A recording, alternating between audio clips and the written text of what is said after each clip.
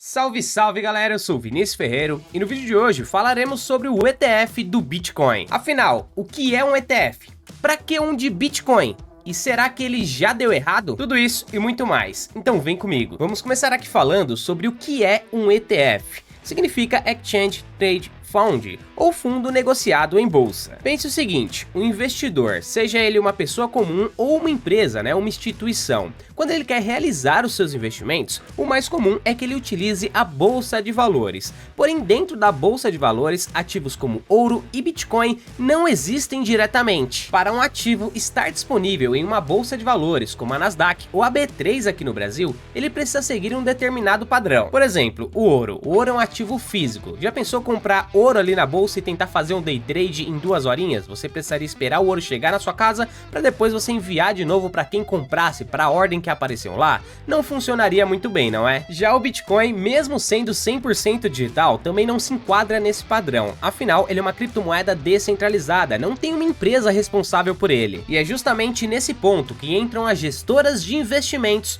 com os ETFs para resolver esse problema. Então essas gestoras de investimentos, como a já conhecida BlackRock, podem fazer o quê? Comprar esses ativos que não estão listados na bolsa, como Bitcoin, ouro e muitos outros, fazer toda a parte burocrática desses ativos, indexação, comprar, guardar, fazer a custódia, enfim, o que for necessário e criar, um outro ativo como se fosse uma ação que seria listado na bolsa de valores. Esse processo pode ser bem demorado e burocrático devido às regulamentações do país. Os ativos mais impactantes acabam sendo o da Bolsa dos Estados Unidos e no caso os ETFs ali devem ser aprovados pela SEC, que é como se fosse a comissão de valores deles. E para quem não sabe, a Bolsa Brasileira, a B3, tem ETFs de Bitcoin desde 2021, mas ninguém fala muito disso, afinal, essa bolsa não movimenta tanto dinheiro quanto a Nasdaq e a Bolsa de Nova York. Resumindo, com os ETFs, o investidor que só investe através da Bolsa de Valores antes não conseguia investir em Bitcoin nem em ouro, mas através dele, agora ele pode. Então a ideia de um ETF é trazer ativos que estão fora da Bolsa de Valores para dentro da Bolsa de Valores, só que para isso eles precisam criar um novo ativo que segue toda a padronização e regulamentação necessária. Os ETFs não é efetivamente o ativo de origem, ou seja, ele não vai ser o Bitcoin, ele não vai ser o ouro, mas a ideia é que ele acompanhe a valorização e desvalorização desses ativos de acordo com as suas próprias características. E no caso, não vai ser um só não, Várias gestoras podem e estão criando seus próprios ETFs, desde, é claro, que eles sejam aprovados. Pensando nisso, partimos para a nossa segunda pergunta, Porque quem já tá no mercado cripto vai se perguntar: para que um ETF de Bitcoin se eu posso criar uma conta na corretora e já comprar o Bitcoin de uma vez, ou até mesmo sacar ele para a minha carteira e fazer a minha própria custódia? Eu separei alguns pontos aqui.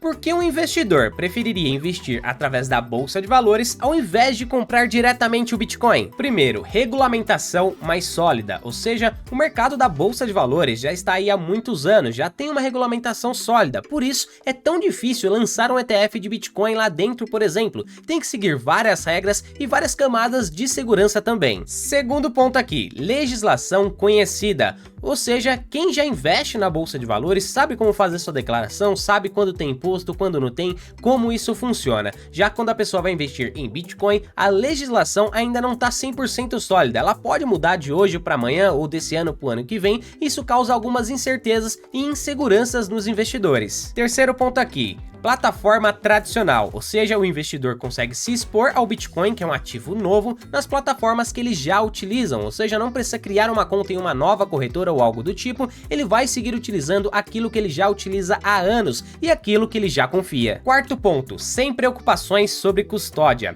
Como nós sabemos, é uma das preocupações das pessoas tirar as suas criptomoedas da corretora, guardar na sua própria carteira, saber lidar com o seed phrase ou coisas do tipo. O investidor mais tradicional não quer se preocupar com isso, se ele deve deixar na corretora ou não, então muitas das vezes ele vai preferir comprar através da Bolsa de Valores, através de um ETF. E todos esses pontos anteriores levam ao último, que é mais seguro, pelo menos é essa a impressão, que o investidor mais tradicional vai ter. Então alguns investidores não investiam no Bitcoin antes porque não se sentiam seguros, e agora podem passar a investir porque sentem essa segurança, afinal o ETF ele tem uma empresa grande por trás tomando conta dele, tem toda a regulamentação, toda a legislação autorização, aprovação da SEC, tudo aquilo que essa pessoa já está acostumada com os seus investimentos. E quando eu falo investidor, pessoal, não estou falando apenas uma pessoa, estou falando empresas, instituições que podem passar a investir em Bitcoin justamente porque através do ETF eles se sentem mais seguros. Devido a esses pontos, foi criada uma expectativa de que iria entrar muito dinheiro no Bitcoin e que o valor desse ativo ia subir para a lua. Porém, depois da aprovação, os resultados do preço do Bitcoin não cumpriram com as expectativas de muitos investidores. Será que o ETF deu errado? Então vamos lá. Desde a aprovação do ETF, que aconteceu no dia 10 de janeiro de 2024,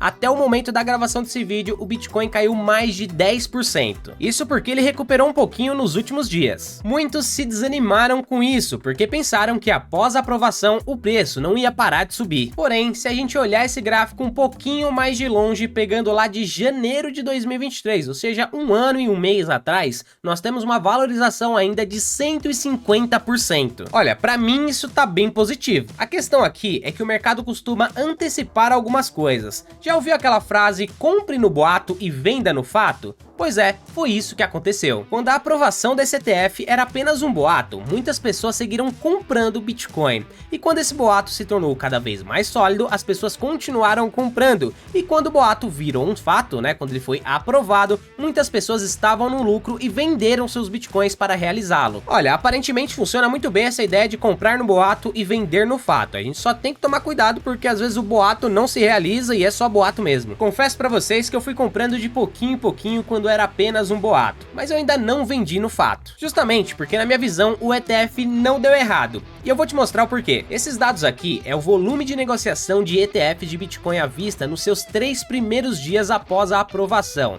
Então aqui tem vários ETFs diferentes, né? E o total deles nos 3 primeiros dias foi 9,6 bilhões de dólares de volume de negociação. Isso quer dizer que as pessoas se interessaram por aquilo que foi lançado. Ou seja, tem novos investidores aqui. Isso daqui são dados publicados, tá? Num post do dia 23 de janeiro da Exame, que é justamente a quantidade de Bitcoin que aquelas gestoras de investimentos possuem. A Grayscale tem 566 mil Bitcoins, né? 23 bilhões de dólares naquela data ali. A BlackRock já tem 33 mil Bitcoins naquela data. Fidelity, 24 mil Bitcoins. Bitwise, 10 mil Bitcoins. Ou seja, todos esses fundos compraram Bitcoins por causa do ETF ou aumentaram as suas posições em Bitcoins por causa do ETF. A Grayscale aqui já tem muito Bitcoin porque ela já compra há um bom tempo. Antes ela tinha um fundo de Bitcoin, que hoje se tornou um ETF. Olha, se a gente esperava que o ETF atraísse a atenção de novos investidores para o mercado cripto, eu acho que funcionou. No passado, o Bitcoin era negociado no P2P, né, ponto a ponto, geralmente pessoa com outra pessoa. Depois foram criados as corretoras, que ajudou a popularizar um pouco mais as criptomoedas. E agora nós temos os ETFs, então para mim, cada uma dessas etapas, né, foi uma nova porta aberta que pode atrair novas pessoas interessadas a investir nesse mercado. Além disso, o ETF do Bitcoin também abriu novas oportunidades. A aprovação do ETF do Bitcoin pode trazer o próximo passo, que pode ser a aprovação do ETF do Ethereum. Já foi feito algumas propostas, tá? Então ali o ETF do Ethereum pode não demorar tanto quanto demorou o do Bitcoin. A BlackRock já fez uma proposta também de um ETF do Ethereum. E como vocês podem ver aí nas notícias, né, devido à aprovação do ETF do Bitcoin, agora as empresas já sabem o que a SEC precisa para aprovar um ETF de uma criptomoeda. E vai ficar um pouco mais fácil fazer o das outras, como o da Ethereum, por exemplo, que foi adiada a decisão para março, ou seja, tá logo ali. Olha, eu acredito que o mercado de alta das criptomoedas ainda não chegou, mas ele não tá tão distante assim. E a aprovação dos ETFs eu acho que podem ser positivas para uma maior assimetria na próxima alta. O que eu quero dizer é que eu acredito que com os ETFs podemos ter uma alta das criptomoedas ainda maior do que seria sem eles. Mas galera, eu confesso aqui que eu ainda prefiro comprar minhas criptomoedas em uma corretora e investir em cripto e sacar para minha carteira quando eu quiser. E no caso, se você também prefere isso, eu vou deixar um link de cadastro na corretora Binance aí na descrição e no comentário fixado. E através desse link de cadastro você ganha 20% de desconto nas taxas de negociação. E olha, se você for um iniciante, eu vou deixar também aí na descrição